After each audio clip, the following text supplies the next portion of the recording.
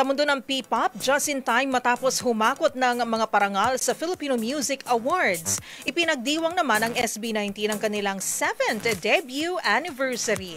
Ang tinaguriang Kings of P-pop nagpasiklab sa The Big Dome, hatid ang isang fashion and music runway experience kung saan nagsanib puwersa ang grupo at ang world-renowned fashion designer na si Francis Libiran ang ilang kaganapan sa Fast Zone sa report ni Showbiz Angel.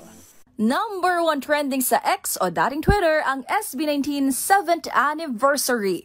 Kagabi, pinagdiwang ng P-pop Kings sa The Big Dome ang kanilang anibersaryo sa pamamagitan ng Fast Zone concert, fusion ng fashion and music na kanilang pagsasanib puwersa ng world-renowned fashion designer na si Francis Libiran.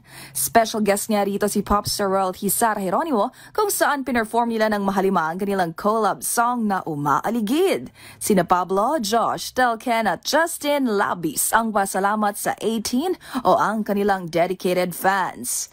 Mensahe ng Gento Hitmakers hango sa kanilang mga EP, 7 taon ng pagsibol ng aming mga pangarap, pagtatag ng aming samahan at paglalakbay sa bawat simula at wakas. Bukod sa kanilang hit songs bilang grupo gaya ng Moonlight, Dungka, Damn at Crimson, kabilang din sa highlight ng Fast Zone ang solo performances ng mahalima. Magunita na kamakailan lang 6 na trophies ang naiuwi ng SB19 sa first ever Filipino Music Awards. Kabilang na riyan ang Artist of the Year, Tour of the Year at Pop Song of the Year.